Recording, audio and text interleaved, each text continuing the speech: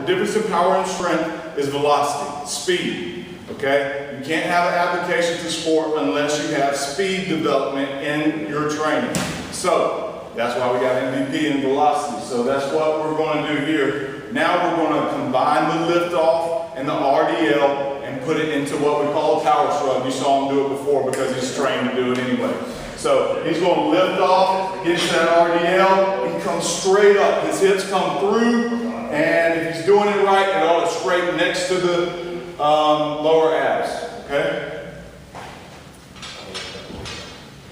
Bar clears the knees, and he's exploding up, okay? This is where that hip extension is. He wants triple hip extension. His shoulders want to shrug.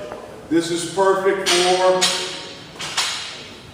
application to sport. Any kind of sport that requires explosion and power, that's how you do it. That's good. Back to the beginning. There's your lift off, RDL to power shrug. You can also do this, and some people call it a high hand position, which is above the knee, and that RDL that we just showed you here, above the knee, you can go above the knee. Real experts can go below the knee because it applies more hip flexion.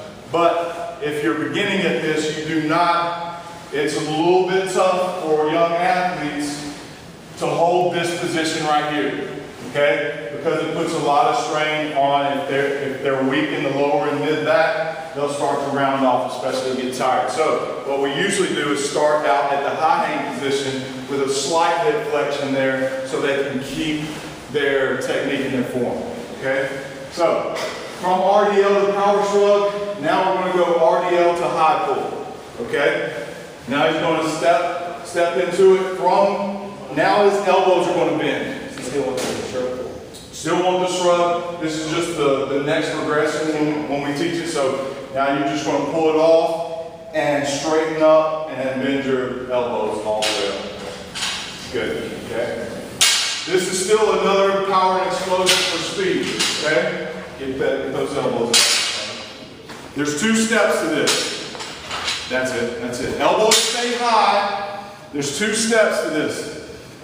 The first step is the power shrug and RDL, okay? He's got a power shrug first before he high pulls. The rule is, you can let that down. The rule is you don't want to bend your elbows. The rule is when your elbows bend, what happens? Elbows bend, you're losing what? Losing power. Elbows bend, the power ends. That's our motto. So the first step needs to be that power shrug. He wants to focus on full hip extension there. And then the second step is the high pull. Nice high elbows with the bar close to you. Okay? So let's get a couple more from the side. Lift off, nice flat back. Draw it all come up together and come together. Go put it all together. Straight up, one more time. There you go, that looks better. I try not to do too much training with the high pull simply because young athletes, if they're not trained in the clean, what they'll try to do is go all upper body and do an upright row without involving their lower body. So they'll try to high pull starting right here without hip extension and full triple extension with their ankles, knees, and hips. Okay, so you got to teach them in two steps. Lift off, RDL power shrug, and the second step, the momentum of the speed ought to bring it up anyway. So you ought to keep it